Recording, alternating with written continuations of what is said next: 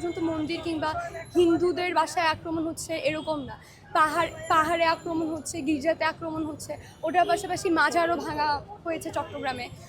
এই ধরনের যে কোনো ধরনের সম্প্রদায়ের উপর হামলা, সেটা মুসলিম, হিন্দু, বৌদ্ধ, খ্রিস্টান কিংবা পাহাড়ি যেই জনগোষ্ঠীর উপরই হোক, সেটার আমরা তীব্র নিন্দা জানাই। এবং এগুলো কোন স্বার্থান্বেষী মহল করছে, এগুলো কিন্তু কোনো বিচ্ছিন্ন ঘটনা বলে চালিয়ে দেওয়ার এখন আর কোনো সুযোগ নেই। এই যে গুজবগুলো ছড়াচ্ছে, এই গুজবগুলো কি কোনো প্রোপাগান্ডা মেশিন থেকে ছড়াচ্ছে, কোনো এরকম কি কোনো টিম করে ছড়াচ্ছে? এই স্বার্থান্বেষী মহলটা কারা? বর্তমানে যেই ইন্টারমিডিয়েট সরকার আসছে, তাদের এই জিনিসগুলো খতিয়ে দেখার আহ্বান জানাচ্ছি। এবং এই জিনিসগুলো খুবই জরুরি। আমাদের আইনশৃঙ্খলা বাহিনীদেরকে যেভাবে পূর্ববর্তী সরকার, শেখ হাসিনা সরকার যেভাবে গণশত্রু বানিয়ে ফেলেছে, এটা আসলে এভাবে আমরা পুলিশ বা প্রত্যেকটা বাহিনীকে এভাবে দোষ দিয়ে লাভ হবে না। যারা তাদেরকে অর্ডার দিয়েছে, যারা তাদেরকে এই গণশত্রুতে পরিণত করেছে, আমরা তাদের বিরুদ্ধে প্রতিবাদ করতে হবে। এবং ভবিষ্যতে যাতে আমাদের আইনশৃঙ্খলা বাহিনী, যেটা আর্মি প্রতিহত করে ফেলেছে, তারা কিন্তু জনশত্রু হতে চায় না, তাই তারা সেই ধরনের পদক্ষেপ নিয়েছে। ভবিষ্যতে যাতে আমাদের আইনশৃঙ্খলা বাহিনী সবাই এই ধরনের কোনো যদি অর্ডার আসে, এগুলো ফলো না করে নিজেদের বিবেক বিবেচনাকে ফলো করে, তারা যাতে জনগণের বিরুদ্ধে গিয়ে জনশত্রু না হয়, সেই আহ্বান। এর পাশাপাশি এই সাম্প্রদায়িক হামলাগুলো বন্ধ করার জন্য যেভাবে আমাদের ছাত্র সমাজ, যেভাবে আমাদের আন্দোলনের সহকর্মীরা কিংবা সাধারণ জনগণ যেভাবে পাড়া মহল্লায় প্রতিরোধ গড়ে তুলছে, এভাবে যাতে সব অঞ্চলে প্রতিরোধ গড়ে তোলা হয় এবং কারা এই ধরনের আক্রমণগুলো করছে এগুলো চিহ্নিত করে যাতে প্রমাণ রাখা হয় এবং ভবিষ্যতে এগুলো বিচার করা হয়, সেটার দাবি জানাই। 25 নম্বরে যে অগ্নিকাণ্ড লুটপাট করা হয়েছে, এটাকে প্রতিবাদ আপনারা জানিয়েছেন? হ্যাঁ, আমরা অবশ্যই এটারও প্রতিবাদ জানাই। দেখেন, আমরা যদি চোখের বদলে চোখ নিতে চাই, and eye for an eye will make the whole world blind. এখন ছাত্রলীগ বা আওয়ামী লীগ, যুবলীগ, স্বেচ্ছাসেবক লীগ, তারা ক্ষমতায় থাকতে যা করছিল, সেগুলো যদি আমরা তাদেরকে ফেরত দিতে চাই, বিএনপি, জামাত, তাদের উপর যে নিপীড়নটা হয়েছিল, তারা যদি এখন এগুলো তাদেরকে ফেরত দিতে চায়, লীগের কত হাজার হাজার লক্ষ লক্ষ কোটি কর্মী, হয়তো এই এতগুলো মানুষ, তাদের পরিবার সবাই প্রভাবিত হবে, তাদের ব্যবসা প্রতিষ্ঠান এভাবে আর্থিক ক্ষতিগ্রস্ত হবে। আমরা চাই না যে সবাই চোখের বদলে চোখ নিক। ধানমন্ডি 25 নম্বরের বাসায় আক্রমণ কিংবা এই যে আওয়ামী লীগের নেতাকর্মীদের বাসায় আক্রমণ, তারা আওয়ামী লীগ কিন্তু নিজেরাই সন্ত্রাস যা করছে তারাই তা ফেরত পাচ্ছে।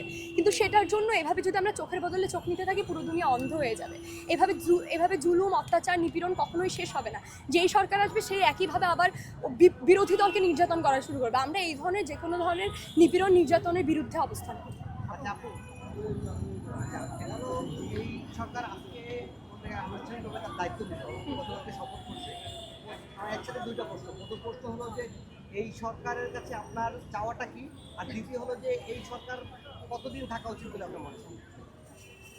আচ্ছা, এই সরকার কতদিন থাকা উচিত বলে মনে করি, এটার উত্তর দিতে গেলে এটা আসলে আমি ব্যক্তিগতভাবে বলতে পারি না। যতদিন পর্যন্ত না দেশে এই অরাজকতা শেষ হচ্ছে, যেই ধরনের নেক্কারজনক ঘটনাগুলো ঘটেছে, এগুলোর বিচার হয় এবং নতুনভাবে যাতে রাজনীতির একটা সুস্থ ধারা তৈরি হওয়ার মতো দেশ প্রস্তুত না হয়, আমার মনে হয় ততদিন পর্যন্ত এই সরকার থাকা উচিত। কিন্তু আবার এটা ভুলেও গেলেও চলবে না, এই যে অস্থায়ী সরকারটা আছে, এই উপদেষ্টা মণ্ডলী আছে, তারাও যাতে স্বেচ্ছাচারিতা করতে না পারে, তারা অনির্বাচিত সরকার, এটাও আমাদের মনে রাখতে হবে।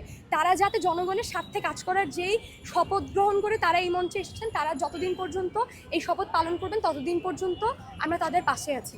কিন্তু তারা যদি জনগণের বিরোধিতা করে, তারা যদি জনগণের ইচ্ছার বিরুদ্ধে যায়, স্বার্থের বিরুদ্ধে যায়, তাহলে তাদের বিরুদ্ধেও ছাত্ররা অবস্থান নেবে এবং নেওয়া উচিত বলে আমি মনে করি। একটা মহল বলতেছে যে একটা রাজনৈতিক দল যে 3 মাসের ভিতরে নির্বাচন দেয়। আসলে দেশের এই পরিস্থিতিটা, একজন শিক্ষার্থী, আপনি যেহেতু ছাত্র আন্দোলনের সাথে জড়িত ছিলেন, এই মুহূর্তে 3 মাসের ভিতরে নির্বাচন দেওয়া সম্ভব?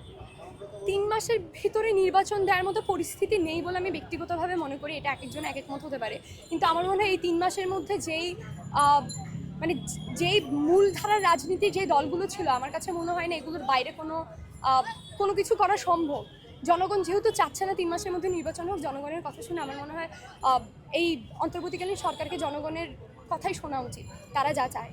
ছাত্র অভ্যুত্থান ঘটালেন আপনারা, সুবিধা পাচ্ছে অন্যরা। আচ্ছা, ছাত্র অভ্যুত্থান তো আমরা শুধুমাত্র আমাদের ছাত্রদের জন্য ঘটাইনি, এটা একটা গণ অভ্যুত্থান ছিল। এটা সুবিধা, আমরা চাই যে এই অভ্যুত্থানের, এই পরিবর্তনের, এই অরাজকতা শেষ হওয়ার সুযোগ সুবিধা সবাই পায়। আমার যে ভাই বোনটা কোনো ব্যক্তিগত কারণে বা তার রাজনৈতিক মতাদর্শের কারণে এই আন্দোলনে আসতে পারেনি, সেও সুবিধা পাক। কিন্তু আমরা চাই না যে কোনো স্বার্থান্বেষী মহল এই যে ফাঁকা মাঠে গোল দিতে আসুক, আমরা সেই জিনিসটা চাই না। আচ্ছা, দিচ্ছে সেগুলো এই যে সাম্প্রতিক যেই দাঙ্গাগুলো তারা বাঁধানোর চেষ্টা করতেছে, তারপরে এই যে চাঁদাবাজি, ছাত্রলীগ যা করতো বা আওয়ামী লীগ যা করতো, এই চাঁদাবাজির জায়গার যে শূন্যতা তৈরি হয়েছে, চাঁদাটা নিবে কে? বিভিন্ন টোল প্লাজায় যেখানে ছাত্র দল বা আরও এই ধরনের সংগঠনগুলো চাঁদা নেওয়া শুরু করতেছে, এই জিনিসগুলোর বিরুদ্ধেও কিন্তু আমরা কথা বলতেছি এবং শক্তভাবে অবস্থান নিয়েছি। আমরা কোনোভাবেই চাই না যে একটা সন্ত্রাসী সংগঠনের বিপরীতে গিয়ে আরেকটা সন্ত্রাসী সংগঠনের অভ্যুত্থান হোক। শহীদী চত্বর, ইব্রাহিম আলাইসাল্লাম, এলিভেটেড এক্সপ্রেসওয়ে, কি বলবেন? আচ্ছা, আমরা তো একটা মানে আমাদের সংবিধানের অন্যতম একটা ভিত্তি হচ্ছে অসাম্প্রদায়িকতা। আমরা তো বৈষম্যের বিরুদ্ধে। এখন অসাম্প্রদায়িকতা বলতে আমি ব্যক্তিগতভাবে যা বুঝি, মানে আপনি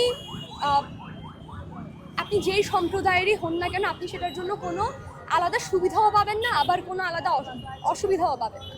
এখন এই যে সাম্প্রদায়িক যে জিনিসগুলো, আমার কাছে মনে হয় এটা একটা স্বার্থন্বেষী মানে মহলেরই কাজ, যে তারা বাংলাদেশকে যেভাবে সাম্প্রদায়িক রাষ্ট্র হিসেবে বিশ্বের দরবারে উপস্থাপন করা হচ্ছে, ওই জিনিসটারই একটা অংশ হিসেবে তারা এইসব জিনিসগুলোকে, এই যে শহীদ মিনারের বিপরীতে এই আরবি ক্যালিগ্রাফি অনেক জায়গায় থাকতে এখানে কেন, বা এই ধরনের আরও এই যে নাম পরিবর্তন, এই জিনিসগুলো এই মুহূর্তে না করে আমরা কিছুদিন অপেক্ষা করি।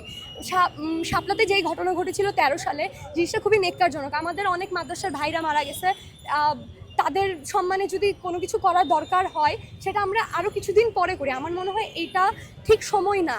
ওই শহীদদের প্রতি আমাদের শ্রদ্ধা নিবেদন করা বা যেই দিন এগুলো হয়েছিল এগুলোর বিচার করা অবশ্যই উচিত। স্বাধীন বাংলাদেশে এগুলোর অবশ্যই বিচার হতে হবে, মাদ্রাসার ছাত্র হোক সে বিশ্ববিদ্যালয়ের ছাত্র হোক, কারণ মৃত্যুই কাম্য নয়, এগুলোর বিচার হতে হবে। কিন্তু সেই সময়টা শহীদ চত্বর মানে বানাই দিয়ে তো সেই বিচারটা হবে না। আমরা কিছুদিন অপেক্ষা করে এই দাবিগুলো আমরা সবাই মিলে একসময় অবশ্যই তুলব এবং যত দ্রুত সম্ভব তুলব। শেষ প্রশ্ন আমার, বৈষম্য বিরোধী